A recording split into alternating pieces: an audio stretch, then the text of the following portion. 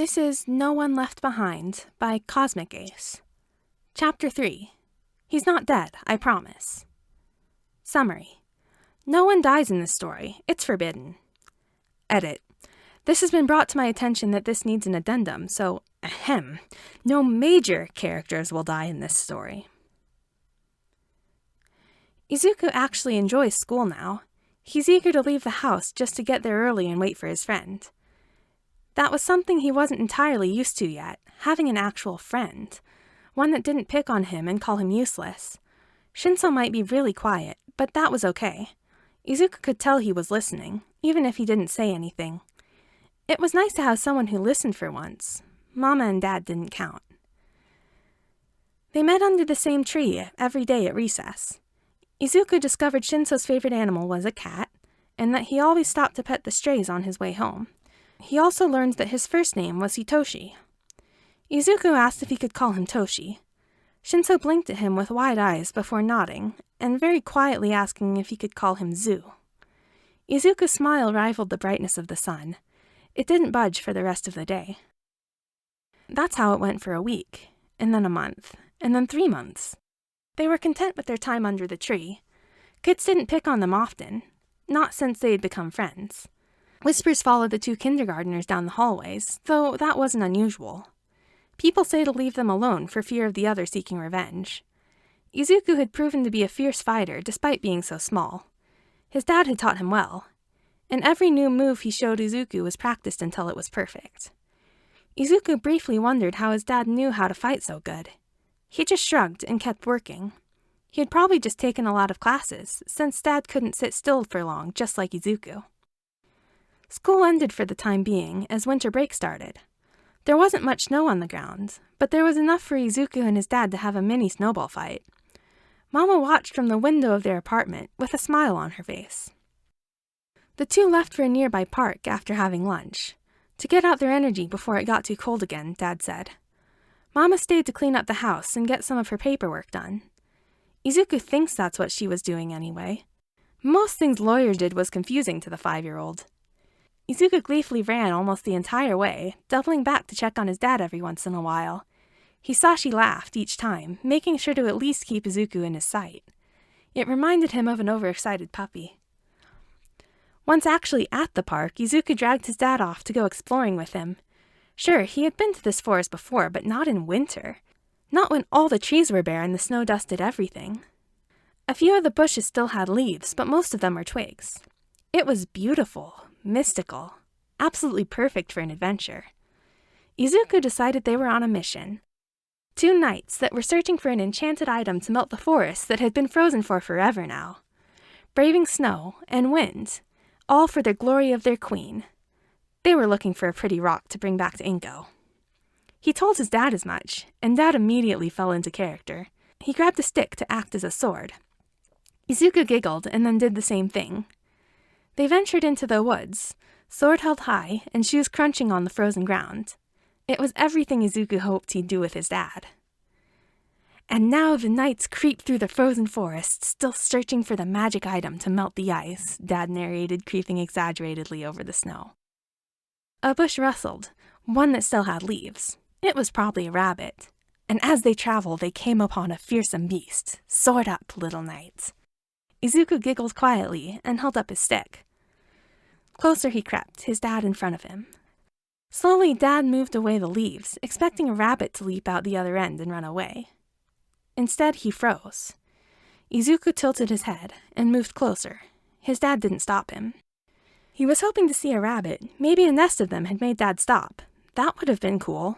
But that's not what he saw. He saw something purple. Toshi? Dad didn't move as Izuku crept closer. He moved aside more of the leaves and saw his friend lying under the snow-covered bush, curled into a ball and shivering so bad he might as well have been in the middle of an earthquake. Hitoshi cracked one eye open when Izuku spoke and opened his mouth. All that came out was a small whine. It seemed to snap his dad back to reality, at least.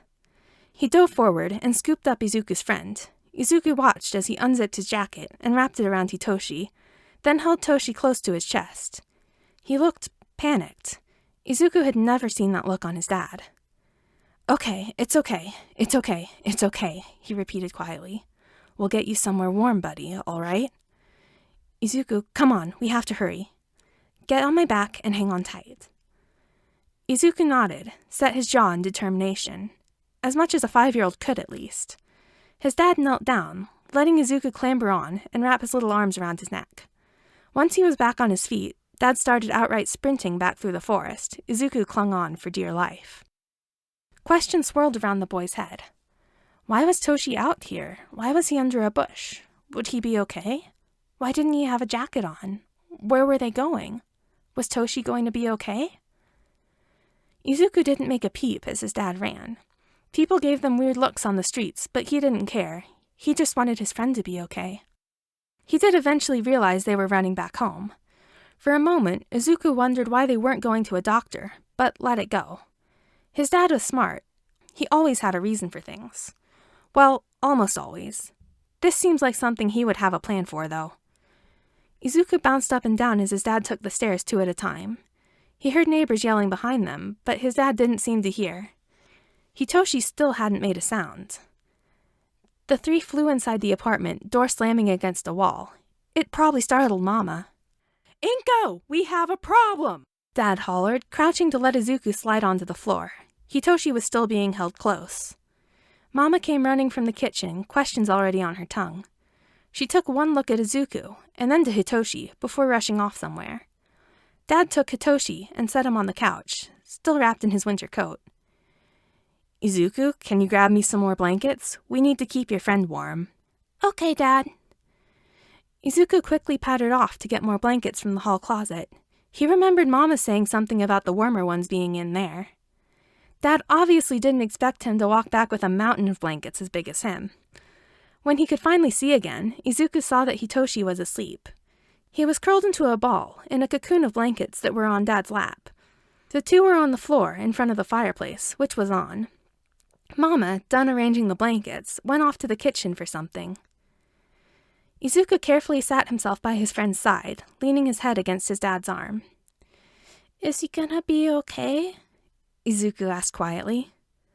We'll see, bud. But he was really, really cold, so we have to warm him up. Your mama and I think he might have hypothermia. When someone is too cold, right? Yeah. Do you know why he was out there, Izuku? Izuku shook his head, gently patting Hitoshi's head. Mama came back in a minute later, carrying 3 mugs of hot chocolate. Izuku said thank you. He had been taught manners, thank you very much, and blew on it. There were just enough whipped cream and sprinkles on it. Too many, in his dad's opinion, but he loved it. Dad had a mug too, and Mama took the 3rd. Izuku spotted an empty 4th mug sitting on the counter. All they could do was wait for Hitoshi to wake up. It drove Izuku up a wall, not knowing if Toshi was going to be okay or not, but he trusted his parents. They thought he was going to wake up soon, so he had to stay calm. He had to be patient. For Toshi. For his new brother. This was No One Left Behind, Chapter 3, by Cosmic Ace. If you like this, or if you have any other ideas for fanfiction I could read, let me know in the comments, and I'll see what I can do. Also, the link to Cosmic Ace's No One Left Behind is in the description. If you like the story, go let them know through the link. Thanks for listening.